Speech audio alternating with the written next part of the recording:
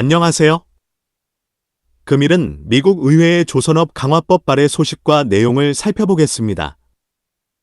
미국은 중국과의 패권 경쟁에서 일반 산업 분야에서는 관세와 같은 규제로 중국을 견제할 수 있지만 조선업 분야에서는 중국을 견제할 방법이 쉽지 않은 것이 현실입니다.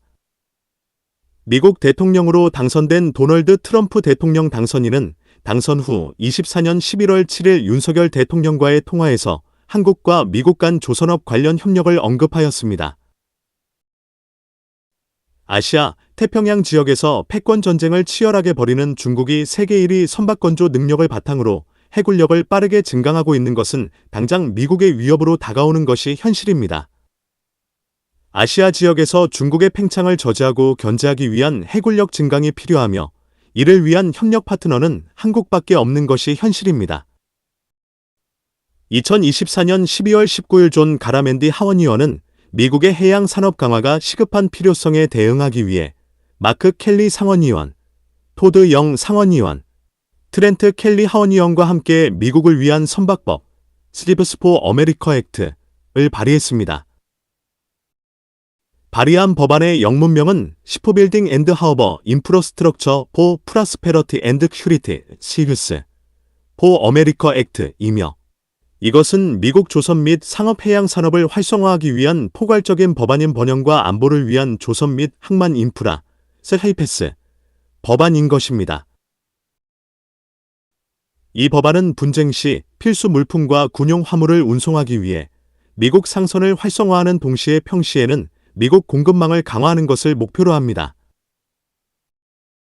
미국에는 200척 미만의 대양 항해 선박이 있으며 그중 약 80척만이 국제무역에 참여하고 있으며 이는 5,500척 이상의 중공 선박과 비교됩니다. 미국 조선소에 성장하는 산업 기반은 원양 선박을 대규모로 생산할 수 없습니다. 이러한 공급망 격차 외에도 자격을 갖춘 선원에 대한 수요가 증가하고 있습니다. 이 법안은 해양 산업에 대한 국가 감독과 일관된 자금 지원을 보장하고 미국 국적 선박의 경쟁력을 강화하고 미국 조선소 기반을 재건하고 숙련된 선원 및 조선소 근로자를 채용, 교육 및 유지하기 위한 노력을 확대함으로써 이러한 심각한 불균형을 해결하기 위한 포괄적인 전략을 수반합니다. 세계 해양 부문에서 중국의 영향력이 커짐에 따라 미국 상선을 강화하는 것은 국제 상거래에서 미국의 우위를 유지하는 데 필수적입니다. 분쟁 시 미국 상선은 상품과 군용 화물을 운송하는 데 필수적이며 평시에는 공급망을 강화하고 경제적 탄력성을 보장할 것입니다. 이 법안의 도입은 국가 안보와 글로벌 경쟁력을 확보하고 미국 해양 산업을 재건하기 위한 전략적 노력을 나타냅니다. 미국을 위한 선박법, Ships for America Act은 다음과 같습니다. 백악관 내의 해양안보보좌관, 메러타임 시큐리티 어드바이저이라는 직책을 신설하여 미국의 해양 정책을 조율하며 이 보좌관은 국가 해양 전략 이행 방법에 대한 범정부 차원의 전략적 결정을 내리는 임무를 맡은 부처 간 해양안보위원회, 메러타임 시큐리티 보어드를 이끌 것입니다. 이 법안은 또한 해양안보 신탁기금을 설립하여 해양산업이 지불하는 관세 및 수수료를 해양안보 프로그램 및 해양무역을 지원하는 인프라에 자할 것입니다. 전략적 상선 프로그램, 스트러티직 커머셜 플리트 프로그램을 창설하여 10년 내에 미국 국적의 국제선단을 250척 확장한다는 국가적 목표를 수립하고 이를 통해 국제상거래에서 경쟁력 있게 운영할 수 있는 상업적으로 운영되고 미국 국적을 달고 미국 승무원이 탑승하고 국내에서 건조된 상선의 개발을 촉진할 것입니다. 미국 국적 선박의 국제 경쟁력을 제한하고 정부 자금 지원 화물을 미국 국적 선박에 승선하도록 요구하며 중국에서 수입하는 상업 상품의 일부를 요구하는 해양경비대 내의 관료주의와 관료주의를 타파하기 위해 상업해양 규정 및 표준에 관한 규칙 제정위원회를 설립하여 국제상거래에서 미국 국적 선박의 경쟁력을 강화합니다. 2029년부터 미국 국적 선박에 탑승할 수 있습니다. 조선소 투자에 대한 25%의 투자 세액 공제를 설정하고 타이틀 11 페더럴 시프 퍼낸싱 프로그램을 회전 기금으로 전환하고 국내 조선 및 선박 수리에 대한 혁신적인 접근 방식을 지원하기 위해 시프빌딩 파이낸셜 인센티브즈 프로그램을 설립하여 군용 및 상업용 원양 선박을 위한 미국 조선소 산업 기반을 확장합니다. 미국 전역의 지역 허브를 조성할 미국 해양혁신센터 S 센터 포 메러타임 이너베이션을 설립하여 차세대 선박 설계, 제조 프로세스 및 선박 에너지 시스템 분야에서 미국의 리더십을 가속화합니다.